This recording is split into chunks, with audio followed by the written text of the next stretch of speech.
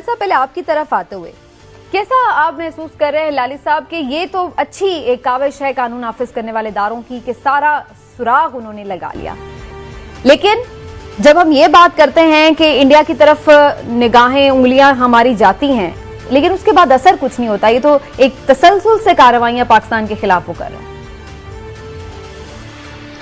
बिल्कुल सही फरमाया आपने समीना। अब आपने पूछा है कि हम करना क्या चाहिए और किस चीज पे डिपेंड कर रहा है। देखिए, सीधी सादी बात यह है, एक कि हमारा रिस्पांस क्या होगा और दूसरा दुनिया का रिस्पांस क्या होगा।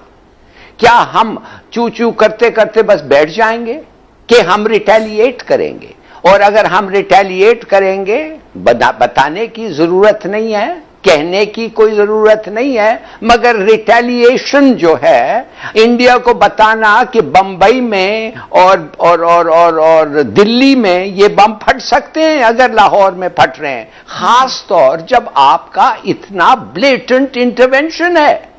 और सिर्फ आपका नहीं, ये एनडीएस का भी इंटरवेंशन है।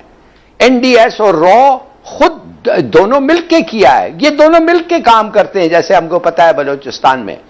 और एक बहुत बड़ी बात है, एक बहुत बड़ा फर्क है इस ऑपरेशन में और दूसरे जिस किस्म के मिलिट्री ऑपरेशंस आप समझे होते हैं, और वो ये है कि ये सिविलियन इदारा है रॉ, और रॉ का चीफ जो है वो प्राइम मिनिस्टर ऑफ इंडिया है और उसका डिप्टी चीफ डोवाल है। इन अदर वर्ड्स, उनकी सिग्नेचर और परमिशन के बगैर, लिटन सिग्नेचर और परमिशन के बगैर ये नहीं चलता, ये ऑर्गेनाइजेशन।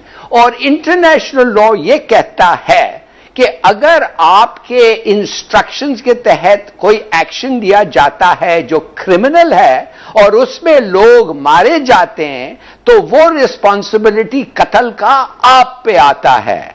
तो इनफैक्ट अगर ये एविडेंस जो हम अभी कोर्ट में ले जाएंगे और अगर प्रूव हो गया कि ये रॉ था और ये प्रूव हो गया द ट्रेसेस, तो फिर मूडी एंड डोवाल दोनों मर्डरर्स, एलिज्ड अक्यूज मर्डरर्स, और उनके साथ हमारे साथ ना बातचीत हो सकती है ऐसे मर्डरर्स के साथ, ना वो कभी इस मुल्क फिर आ सकते हैं। आई एम सॉरी, मगर रिटेली अच्छा तो ये है सीधे। अब आप लेकिन ये बड़ा अच्छा इंपॉर्टेंट पॉइंट है। एक सेकंड मैं इस पर दोबारा आती हूं आपके पास कि हमें करना क्या है, लेकिन जो आपने इसमें एक पॉइंट उठाया वो बड़ा इंपॉर्टेंट है। मैं चाहूंगी इमरान साहब भी इस पर कमेंट करें। इमरान साहब, एक तो जो सारी सिचुएशन उसके हवाले से जो आपका अपना एक तज्जिया वो भी, और दूसरी बात ये कि फिर इसका मतलब है जो हिलाली साहब भी पॉइंट आउट कर रहे हैं कि ये तो फिर इनकी स्टेट पॉलिसी है, ये कोई गैर रियासती अनासिर नहीं है जो यहां पर आकर पाकिस्तान में कोई कार्रवाई कर रहे हैं, बल्कि ये तो उनकी स्टेट पॉलिसी है। फिर जब अगर उनकी एजेंसियां मुलविस हो रही हैं और वो सारी चीजें जो है इतना प्लान करके वो दे रही हैं। बिस्मिल्लाहिर्रहमानिर्रहीम। समीना, मुझे तो इसमें बिल्कुल भी हैरत नहीं हुई जब आज इस प्रेस कॉन्फ्रेंस में मोहिद यूसुफ साहब ने, फवाद चौधरी साहब ने और आईजी पंजाब इनाम गनी साहब ने ये बताया कि इंडिया इसमें इन्वॉल्व है, तो मुझे बिल्कुल हैरत नहीं हुई। और ना ही मुझे आपके सवाल पे हैरत हो रही है कि इस तरह तो लगता है कि फिर स्टेट इन्वॉल्व है। जी बिल्कुल 100% स्टेट इन्वॉल्व है, ओपन फैक्ट है। हाँ जी, ये एक ओपन फैक्ट है। और इसमें आप मैं अर्ज कर दूं, थोड़ी सी मैं इस पे तफसील बता दूं।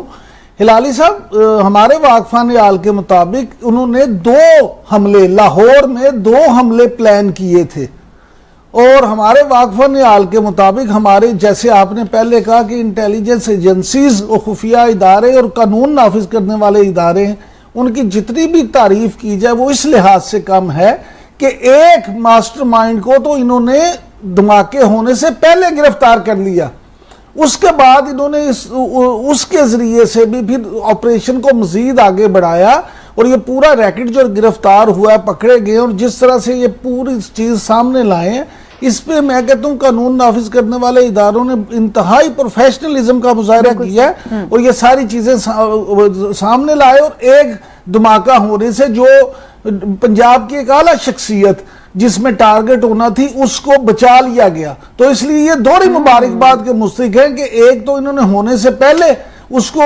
नाकाम कर दिया और दूसरे का भी इन्होंने वो ना ज्यादा नुकसान कर सके और ना ही उससे कोई वो हो सका, ये चीज है। अब आ जाते हैं उसकी तरफ।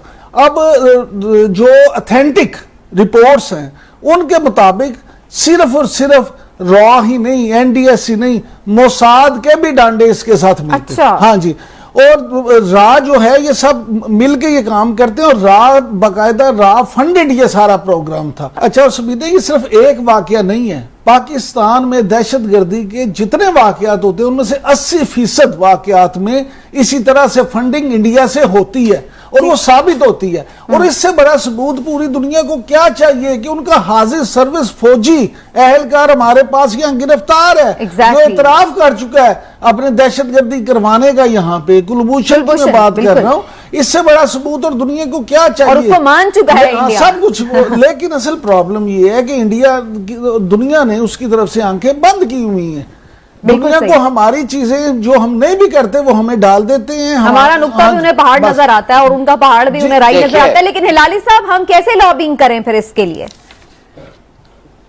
आप ये सुनिए, बात असल ये है कि हम इसको इमीडिएटली, अगर बाय द वे ये काफी नहीं है, ये एलिगेशंस हैं, अभी कोर्ट में इसको पेश करना चाहिए। कोर्ट में पेश हो गए ये, और जब ये सब चीज कोर्ट खुद बताएगा कि ये क्रेडिबल है कि नहीं, जब वो क्रेडिबल निकल आएंगे तो फिर हम इस एविडेंस को, we must, United Nation Security Council का इमरजेंसी सेशन हमें कॉल करना है। Very simple. इसलिए कि अगर ये एविडेंस वो नहीं सुनना चाहते हैं तो फिर इसका मतलब है कि उनको लॉ एंड ऑर्डर और पीस बिटवीन कंट्रीज में कोई इंटरेस्ट ही नहीं है।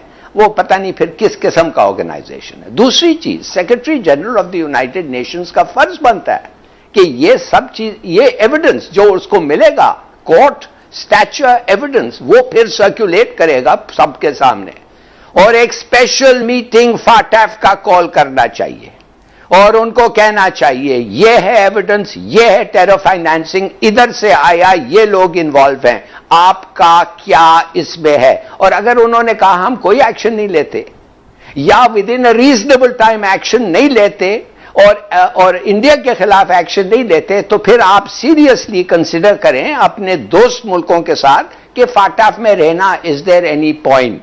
अब लोग कहेंगे कि नहीं, फिर आप सैंक्शन ये वो हो जाएंगे। नहीं, अगर आपके पास क्लियर मैनिफेस्ट एविडेंस है जैसे लगता है, तो क्यों भाई चीन क्यों ठहरेगी, तुर्की क्यों ठहरेगी? इसलिए कि अमेरिकनों के टारगेट बनने के लिए। माने एक ऑर्गेनाइजेशन जो उस वक्त सबूत आ जाएगा कि ये सिर्फ और सिर्फ अमेरिकन के कहने पे चलता है, उस पर वो क्यों ठहरना चाहेंगे? Don't forget, league of Nations को लोग छोड़ के चले गए हैं, इसीलिए। और फाइनली मेरे ख्याल में क्वेश्चन होगी। सुनिए, फाइनली आपको यूनाइटेड स्टेट्स के पास जाना पड़ेगा और कहेंगे कि भाई ठीक है, आप अगर हमारे साथ नफरत कर रहे हैं, ये तो आप स्पॉन्सर कर रहे हैं अटैक्स, सीधी बात करें उनके साथ, आप अटैक स्पॉन्सर कर रहे हैं, आपका जिगरी दोस्त मूडी, और फिर इसका जवाबी कार्रवाई होगा। अगर आप ये चाहते हैं करें, मगर जवाबी कार्रवाई होना लाजमी है। मैं आपको बताता हूं, बुलीज आर कावर्ड्स। जो बुली है वो डरता भी है। मैं इस मूडी को, अगर आपने नहीं सबक सिखाया, ये फिर करेगा। आपने सिखाया बालाकोट के बाद, मगर वो ठीक सबक नहीं सीखा, इसलिए आपके बम आपने फुटबॉल फील्ड पे गिरा के चले गए। सबक भी डराया ही वो था होता कि उन्होंने अस्यूम करके कि वो सक्सेसफुल थे। बिल्कुल बिल्कुल यार, I am telling you that, assume करके वो सक्सेसफुल थे, और हमने जाके इसलिए कि हमारा कोई नुकसान नहीं हुआ, कोई नहीं मरा, कुछ नहीं हुआ, हमने जाके फील्ड पे गिरा दिया। नहीं, वो तो उसका तो टारगेट था, ही वाज डिलिबरेटली टारगेट किया, हमने जाके उनको मारना था जो हमारा एक्चुअल टारगेट था।